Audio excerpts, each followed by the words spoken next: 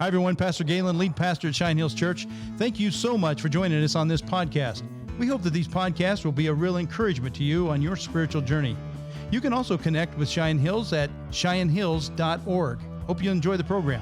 We are across the street and around the world, Cheyenne Hills. Hello, everybody, and welcome to the podcast. Nathan, welcome to the podcast booth. It's good to be back. Glad you're here. Yes, so sir. we got special treatment today because Casey made both of us coffee. And this is I don't know if he thought we needed it. It is good coffee. Good job, dark Casey. roast. Yeah, what the heck? Is this like? Maybe those sermons are starting to sink in. He's back here on these headphones. I didn't know he's listening. I like how you're preaching because this is a cup of joy right here. I'm giving him a hard time. He's one of the most gentle, kind men that I know. He's a wonderful guy. So I don't know where we're going to go today, but here's what's in my head. Okay, We've got. I'm amazed, impressed, surprised. I'm not exactly sure at our Supreme Court, and there has been 4 different. I would say they're constitutional. They're conservative leaning or directed decisions, and I don't remember all of them off the top of my head. You probably have them at the tip of your tongue, but there was a decision with the coach, the First Amendment decision that protected our religious liberty, which I was amazed at that. I'd like for you to speak to that a little bit, if you can tell me the implications of that. But it seems really good. Yeah. There's a Second Amendment that was upheld about guns in like New York and maybe some of these major cities.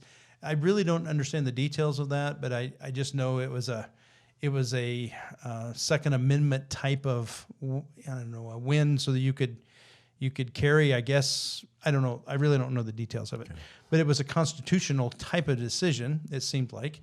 The third one, Roe v. Wade, we've talked about that in length. And what basically it wasn't overturning Roe the way I understand it. It's basically saying, okay, the states are going to decide. Right? And so the rhetoric that you hear out there is really, there's some... Yeah, they did vote to this on the side, I guess, of defeating Roe v. Wade, but they basically said the states decide on this. Your own state will decide. And so there's some interesting dynamics of that. I'd like for you to maybe speak to that a little bit. And then there was a 4th decision, and just now it slipped my mind. There was one in Maine on schools. School, yes. and they won it wasn't quite vouchers, but basically they said, listen, if the money's going to follow them to the public school, it needs to follow the money needs to follow the student to the private school as well. Am I impacting that? Yeah, generally, but yes. Those are first of all, that's a lot of decisions, bang, bang, bang. I know. Anyway. Right. And then to have them come down in at least in directions that I feel, wow, that's how I would have wished that it would go, is amazing to me that's happening in our day. And I don't know. I just wonder what's your make of all this? Well, I'm very encouraged. Okay. So let me just say, so in June, of course, there's always like an avalanche of decisions that are handed down because it comes to the close of that season. That is typical then. That's right, yeah. So they haven't released a lot of decisions until, the last month, 2 months, something like that. That's helpful. I didn't realize that, actually. Right. Well, in my limited experience, I can say that this has been one of the best Junes we've ever had in this nation from the Supreme Court in a long time. And so when you look at those 4 decisions you just mentioned, and I can't speak extensively on the Second Amendment issue. I care very much about that issue, but it's not really something that It's not your wheelhouse. Right, it's not my wheelhouse. Got it. But I can speak toward the other 3. Okay. And so first of all, we've touched on Roe versus Wade in the past. Right. But what was wonderful is we were looking at when the report was first leaked that Justice Alito had sent out. We thought that it would be a 5-4 decision because only 5 of the justices signed on to it. What we have now seen is it's a 6-3 decision. Now, Justice Roberts didn't necessarily sign on to Justice Alito's opinion. He wrote one of his own, and it was much more limited in scope, but still it's a 6-3 decision. Yeah. And I think something everyone can understand is when you say 6-3 decision, a decision that pushes this decision back to the state. Is that correct? That's right, yes. Okay. Because I think a lot of people are thinking, okay, abortions are illegal, and it's like, no, what was decided by the Supreme Court, the way I understand it, is that they said, no, the decision needs on abortions or not abortions is going to happen in your own state. That's right, right. So which makes elections really important. Right. And so two things that tells us that the battle isn't over. It's just Yeah. going to go down to the states. Now, Yeah, we right. worked so hard on something called a trigger bill to ensure that, and it was contingent upon this reversal of Roe versus Wade, and it does away with abortion in the state of Wyoming. Right. And that was something that I had the privilege of sitting down with a wonderful man who was one of the driving forces behind it in Dallas, Texas last December, and we began to talk about how we could make this happen. So it was a joy from the perspective of Family Policy Alliance to really be in on that effort. But Well, I remember when you were talking about that, Yeah. that how big of a deal it was. And at the time, I didn't have the forethought to know that something like this could ever happen. I know. And here we are. Apparently, you did. So how was that inspiration? Well- You have to go back and recapture that moment. It's like, Right. okay, you did something there. The that was- desire is always there, and you always wonder, Oh, though, yeah. okay, so is there a possibility of this? Well, let's explore the possibility at least, and then God gives the victory. And it was a It's joy. Amazing. So 29 states, the way I understand it, have a similar type of trigger bill. Is that correct? That's right, in different forms, but you're right. Yeah. And so that is really amazing. So Yeah. this decision is extraordinary. But what I like about it as well is it lays out something that should inform the Supreme Courts throughout the future as well. That they need to stay in their own lane. I'm going back to an early sermon I heard you preach. Yeah. But really, Yeah. they need to stay in their lane, and they were articulating very well. There are certain things that belongs with an elected body, Right. and that they're not a super legislator. Right. And so I really appreciate Boy, I several agree. different aspects. I totally agree with that. And I think the more I've been aware of how the balance of powers works, that is truly their lane. And it seems like there's some justices that really understand that, believe that. But here, I'm still amazed at the courage that they had the courage to carry it through. Yeah. So that amazes me, but it also adds a question to me. And this may be a little bit of a rabbit trail, but I wonder if you're a legislator in the Congress or the Senate on the national level, and you see something like, you see the courage. These guys and gals made a decision in the face of rioters outside and death threats right outside their homes. Right. And they made these decisions. Okay. And knowing full well, this is my lane. This is what I believe. This is what I understand about the Constitution. And they made their statement, knowing full well this is not going to. The courage that it takes to do that, will that courage have a ripple effect? Or do you see what I'm saying? I do believe so. Okay. I pray so, but I believe so too. Yeah. Because when one person stands up and says, this is wrong, it's a little bit like the emperor has no clothes. It took just the voice of a child in an audience to say what everybody knew to be true, and pretty soon everyone else joins into that chorus. And I think it's time that we in America look at other people who really, there ought to be a book written of profiles in courage on their lives as well.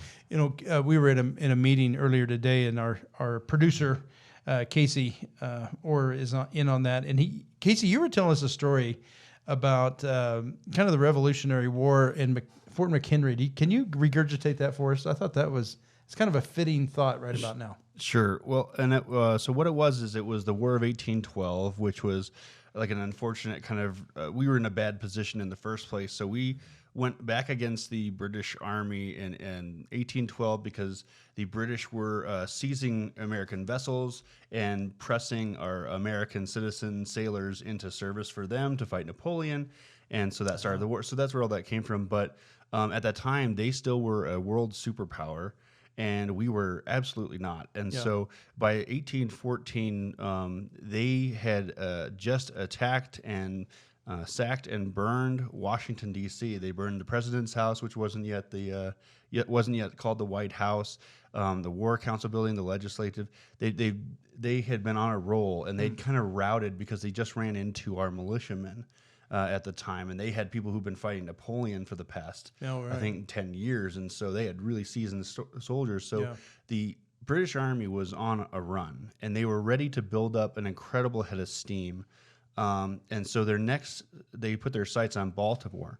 Now, in order to get to Baltimore, they had to get their navy in through the river, the name of which escapes me, past a little fort called Fort McHenry.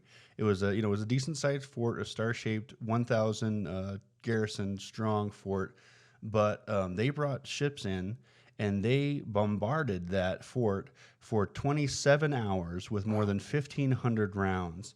Now, only 4 people were killed. I guess they buttoned up pretty tight, but was withering fire. It was nonstop. And if they gave up, if they surrendered that fort, then the British can sail on up the river and take Baltimore, and that just gives them the steam to go on to Boston, to go on to New York, and basically roll up the 15 states. And so them standing up, and that Fort McHenry happened to have been watched from one of the British ships by a lawyer named Francis Scott Key, who was there to try to get a friend of his family's out of jail or about being held by the British Army. Right. And he saw this, and he watched this 27 hours of withering, constant bombardment. And when in the 27 hours, because they started at sunrise on one day, and so by the sun time, editing that. So by the time the sun came up the next day, he looked out from the ship and saw that the Star-Spangled Banner was still flying, which is when he. Isn't that awesome? He was telling us. We did this on Sunday for 4th of July. Kind of based on a lot of this story and trying to say, there's a bigger story that sometimes you don't realize. That's good. But the thing I really picked up on as I was thinking about this story and comparing these two stories, that was a I don't know what you want to call it, last ditch. That's kind of how I hear your narrative of it, Casey. Is a last-ditch effort for these guys to stand. The Bible says when you've done everything to stand firm, stand firm. Right. And they stood firm for 27 hours, somehow deterred the mighty British Navy, and probably, the way history seemed to unfold, probably saved the the United States, 13 states at that particular time, or 15, whatever it was.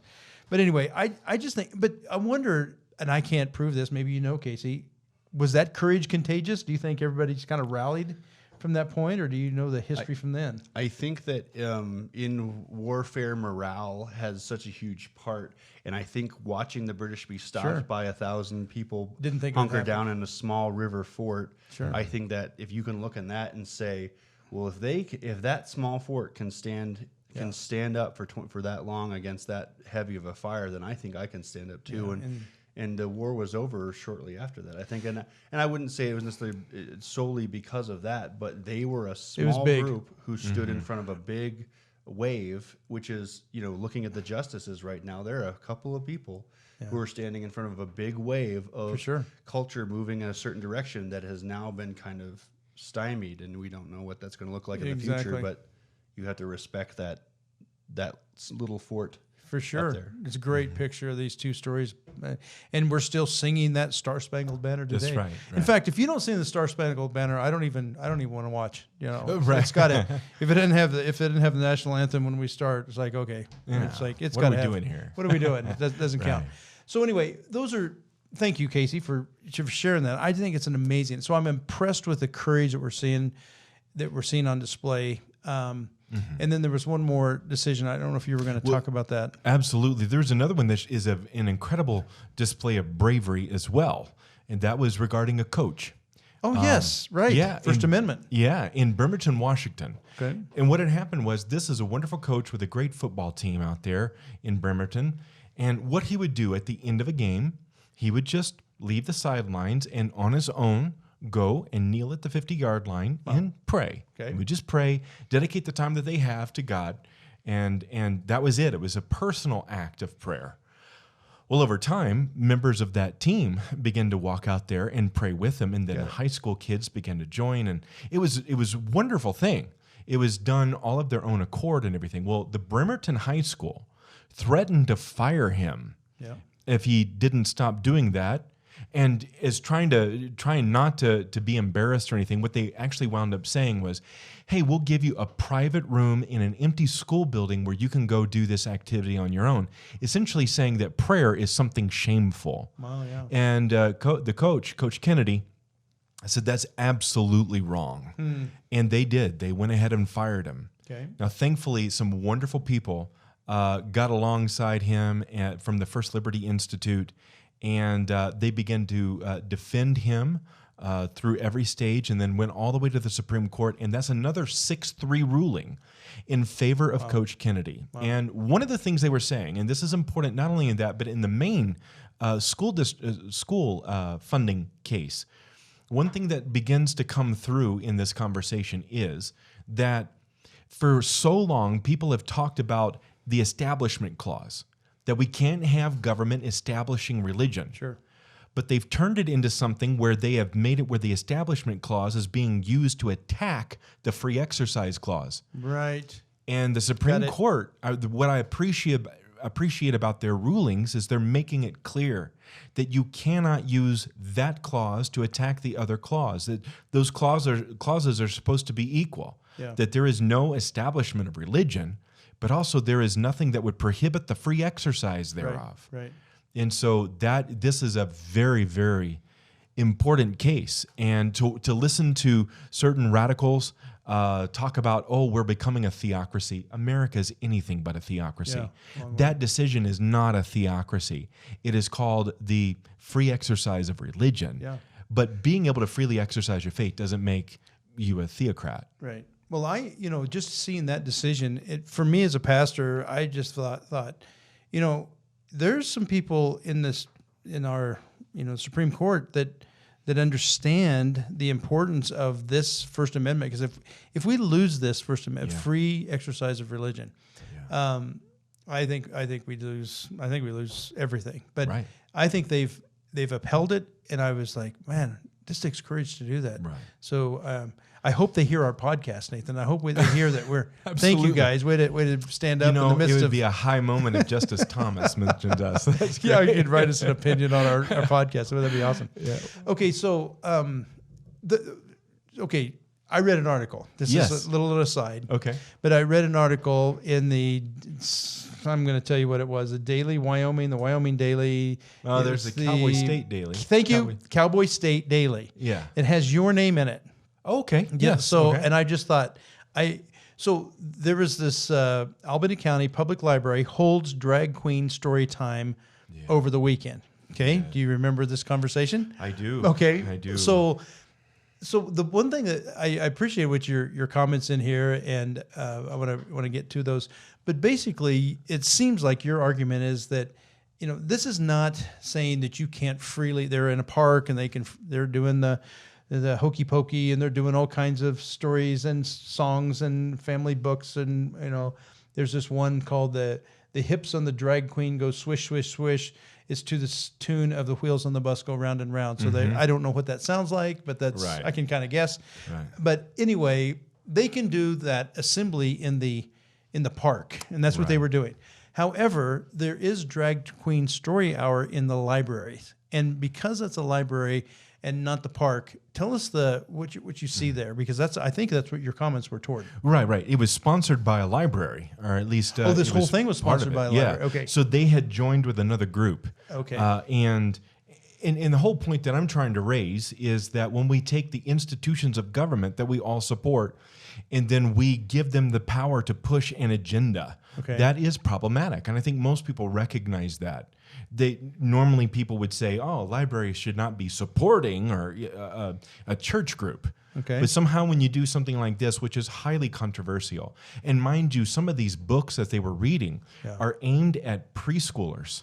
Yeah. And so there were so many different aspects of that. Well, there's this one book that it was actually, here we're getting deep into the curriculum, but from the stars in the sky to the fish in the sea, this is it says it follows a gender fluid child also engaged in animal cosplay, which goes by they or them pronouns, and has trouble fitting in at school until encouraged by their mother. So this is one of the books, and the point is they say that's benign, I guess you would say, for a child. And your argument is there's issues with these as it is portrayed from a library, meaning a public institution sponsored event. Right. They tried to claim that this event was non-sexual at all. And yet the very basis for the event, the idea of a guy dressing like a girl and all those different, the commentary, the books themselves, everything about it was sexual in some way. And where I find there to be a significant issue is in this way, that when you hypersexualize the content of children, what happens is you make them view themselves as purely a sexual being as opposed to a well-rounded human being.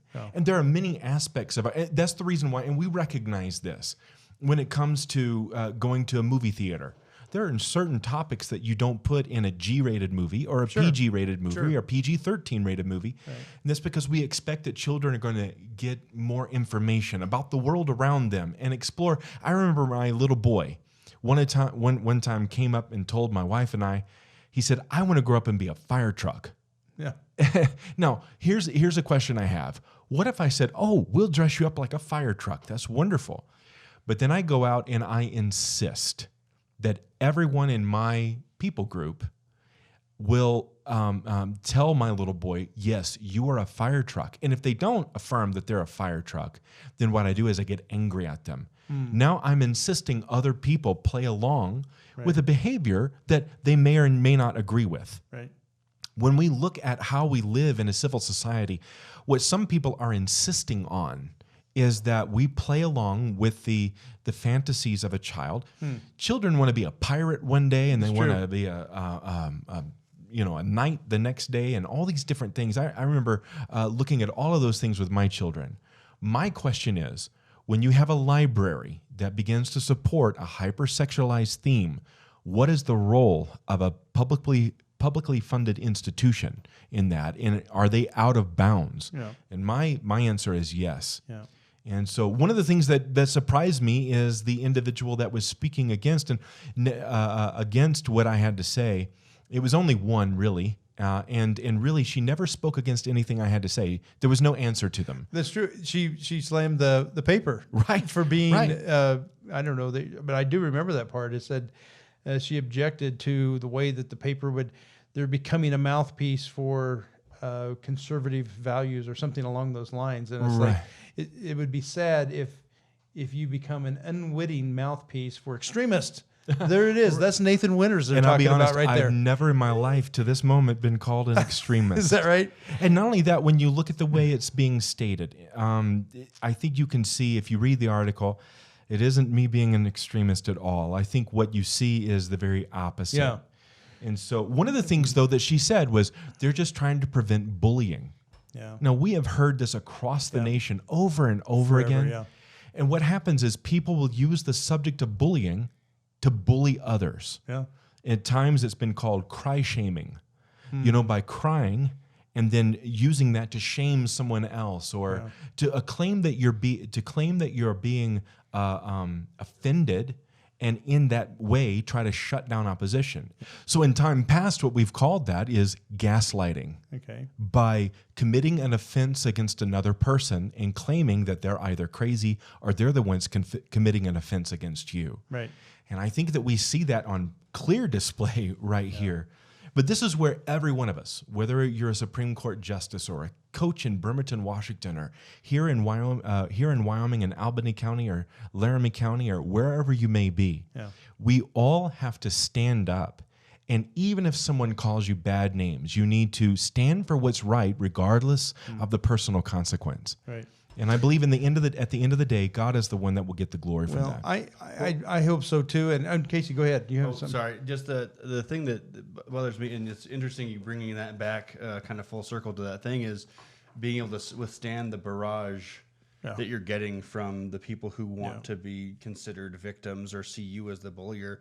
But what this person does is they turn and basically make the paper afraid that if they stand up for you, that they'll look bad, that they will be judged as intolerant, like Galen was talking about. That's the worst sin you can be. But in the meantime, they're bullying people by threatening to make other people think that they're intolerant if they don't capitulate to everything that they say and believe. Yeah.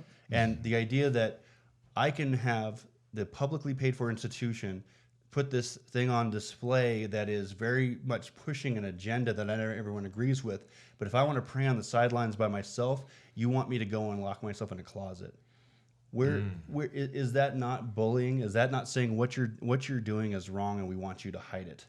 Well, I think I guess if I go back to the 30,000 foot, there's a lot of courage on display, and I will just I'm one saying I'm amazed, I'm impressed, I'm shocked, and very actually emboldened even myself. That's why I wonder if it had a ripple effect, because I know it has for me. Yeah. And I wonder if that does for others. It's like, wow, our Constitution is actually holding up. Right. And I didn't know that it would. So anyway, I think we probably should land this plane. Thanks for diving into some tough topics and speaking to some tough issues. But I think we just continue to chip away at this and say, we're bringing truth. We're bringing God's truth to light, and light is the only thing that can snuff out darkness. Darkness does not snuff out darkness. Mm-hmm. It can ride alongside and explain it, right, but it doesn't snuff it out. And so I hope that you enjoyed our program today, and I hope that you will be strong and very courageous. God bless you guys.